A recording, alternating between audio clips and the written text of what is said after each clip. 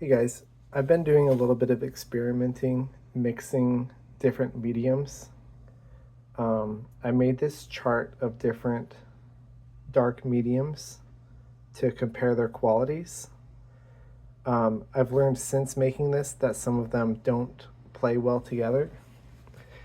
A lot of the inks are fine, anything water-based. Um, so gouache, watercolor, acrylic paint, colored pencil, and most inks you can use together. Um, I've found that some of the graphite is so oily that it'll interfere with the ink, and the ink won't adhere to the paper. Um, you can see that um, each one of these different types of pigment have different darknesses, shininess, and even subtle color variations to them. I don't know how much it matters for some of them.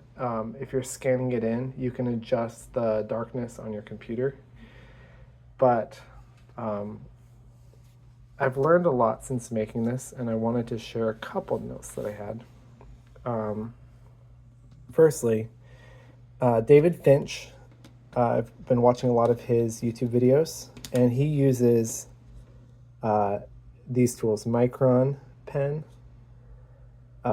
This is a Tombow marker and a Pentel brush pen.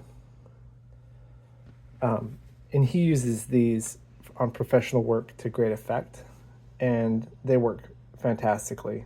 And so I've actually switched most of my inking to using his tools because I know they work. I had bought these brush pens previously. These are also Pentel brush pens, but I found out later that the ink is different than the ones with the gray handle. The ink in these ones flows a little faster, and they're pretty easy to use, but they're not as water resistant. So if you want to color your drawing traditionally, these might not be the best, and these might smudge more, I'm not sure. But this is the one David Finch uses, the gray handled brush pen. I got a little bit of a bubble here so the finish isn't super even. And this is the black handled one. You can see that it's not quite as dark. And again, this is the one that is not quite as water resistant. The Mono Twin, which is the marker, is fine for doing thicker lines, but you see here that it's not the best for filling in large areas, which is what David Finch uses the brush pen for. I didn't fill in any blocks with Micron because that would take way too long.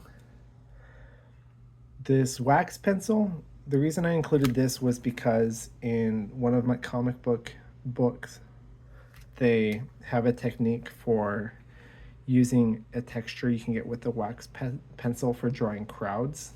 I haven't tried that personally, and I assume that the wax won't play well with water-based media. And I like to leave myself open for coloring on top of my inks. The gouache here has a really nice dark tone to it and a nice matte finish. The gouache ivory is not quite as dark, but it is comparable to the black 3.0.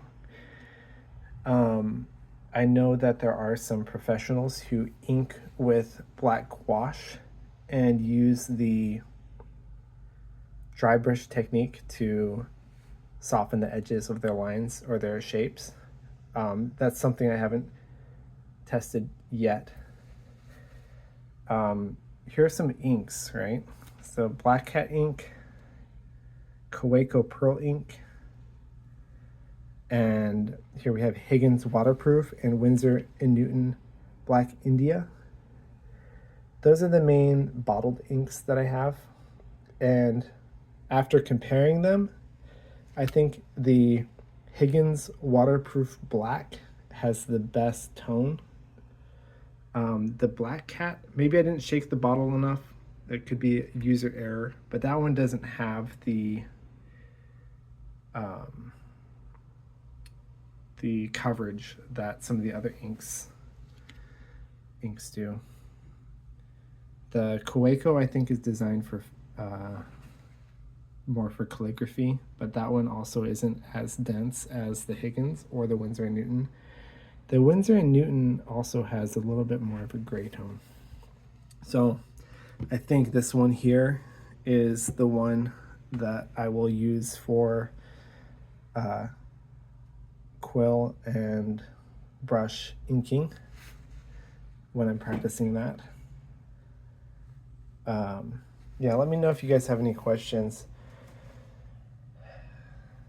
There's surprisingly different tones to these media, and I'd be interested to see what you guys use, or if you have any tips for using them. Yeah, hopefully this is useful. Thanks. Bye.